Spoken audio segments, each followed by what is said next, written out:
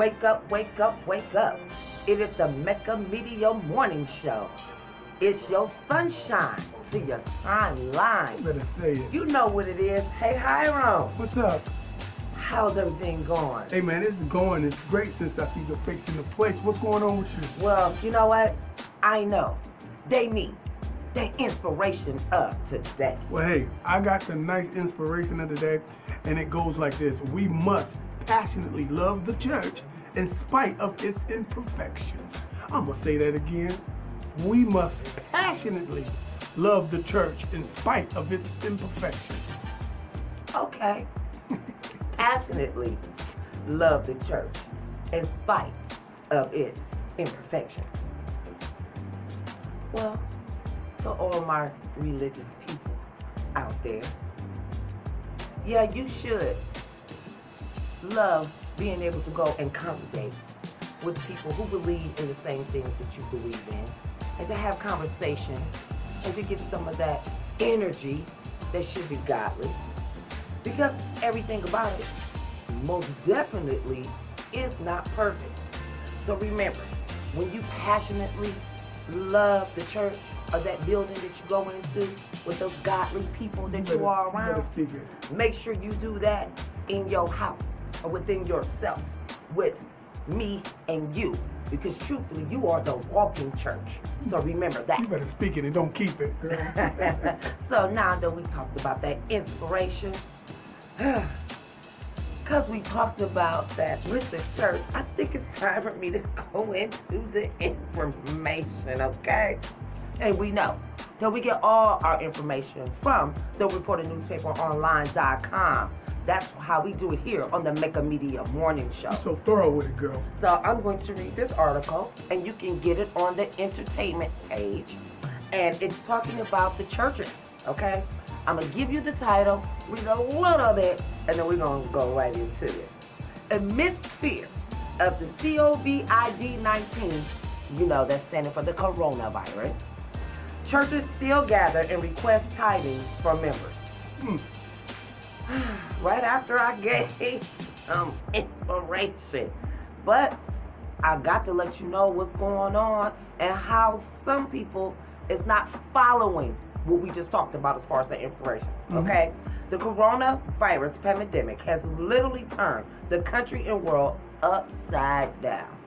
Not only has the virus killed thousands of people, but it's crippling the nation's economy in ways we haven't seen since in the collapse of 2008. Nevertheless, while many Americans have willfully followed the CDC's instructions to self-quarantine, certain church bodies throughout the nation have decided to move forward with their face-to-face Sunday program. It makes sense. Religion is largely faith-based, and believers are taught to rely on the healing power of God, not science.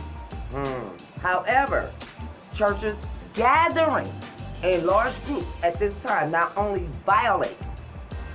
it violate orders given by the man in the Oval Office, but it's contributing to a rebellious attitude among citizens whose failure to abide by the CDC's advice could result in a deeper spread of this virus. Now, there's more to it on there. And I'm going to just give you a little bit of teaser and give you something to think about. But make sure that you go to the Reporting Newspaper Online to read the full story. Okay? So guess what? What's up? So what they doing at these churches? Okay, so I'm going to talk about one particularly in the article, because I'm pretty sure that there's other churches within my own county, and I'm not going to say everyone is doing this, but it's just something for us to think about, okay? One particular church, and I'm going to say in Baton Rouge, had to have the police come to them and tell them if they do this on the next service, that they was going to send the National Guards in there to shut them down. And they had over 300 or something people to attend this service. And then they turned around and willfully admitted on the next service that they had over 1,100 people at this place. Not only are they, putting other people at risk, they're also saying things of this nature.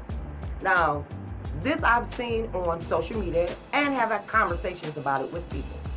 You actually have some of these pastors, men of God, so they say, get up and say, even though you're not sitting here with me, you can cash at me.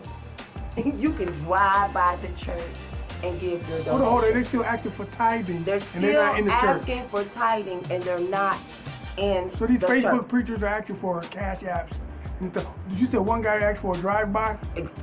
He got his ushers out there with gloves on? Got ushers out there with gloves on, so that you, and then also, but you can read this in the article on the Reporter newspaper online. You have one minister tell his people, even if they lose their job, they still need to pay their tithes. Are you?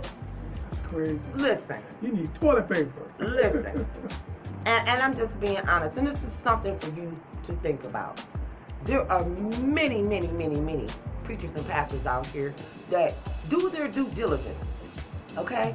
And there is a lot of them out here that may be preaching with a zeal, but they don't have a full knowledge. Because if they did, they would never tell a man not to feed himself or his home, but to give to something else. He didn't say, I'm going to feed you and give you everything. What he said is, I'm going to teach you how to fish so that you can feed yourself. Now, if you're going to sit here and talk about some things on the, when that Bible is concerned, make sure that you do it right.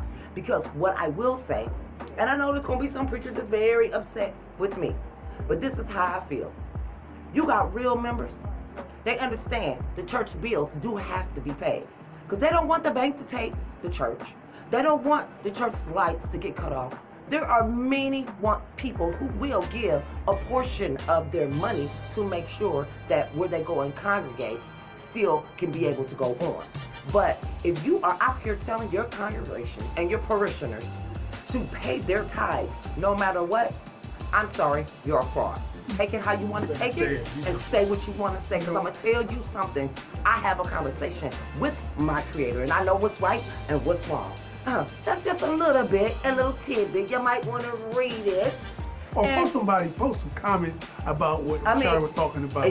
You can go ahead and post your comments down there. And just remember, because I do understand everybody has their opinion. I believe this is a good conversation since a lot of people are going to be quarantined with their families to make sure that you are able to seek out what's right and what's not, what's real and what's not real. I'm just saying, hey, I welcome the comments, all right? So we went ahead and we talked about inspiration. I gave you a little bit of information. Hiram, let's talk about one of the best things I love about this show, the black quote, the black thought of today. Well, listen, man, first off, I want to give you a round of applause, man. That is the Let's Talk Shar I am really feeling. Okay? I had to change the words for the, I'm really feeling that. But listen, man, black thought of the day, man. Listen, last time I think I was dealing with somebody else. I was talking about different books. We talking about quarantine and things you could be doing. Mm-hmm. A lot of people are completely tripping on what can I do? Well, you at home. You should be doing what you like to do, right? Mm-hmm. Like my man Animal always say, if you don't have what you like to do at home, then you might not be at home. I like that. You might not be at home, right? Okay, so everything that you like to do should be in your home, and if it's not in your home, you're not really liking that thing, or you're not really about that thing. Okay. So I like to read, okay, and so I suggest this is the time when we teach, mothers teach, and fathers teach our kids about Black history. Make this a bootleg Black History Month or quarantine. Every Black day. History quarantine. You know what? That's what I'm saying. I like that. And drop that knowledge they can't get into college about that situation. Every day, pump it up so we can make that thing happen. Black quarantine. I like that. Black History quarantine. Black History quarantine. Just teach your kids something. You know what?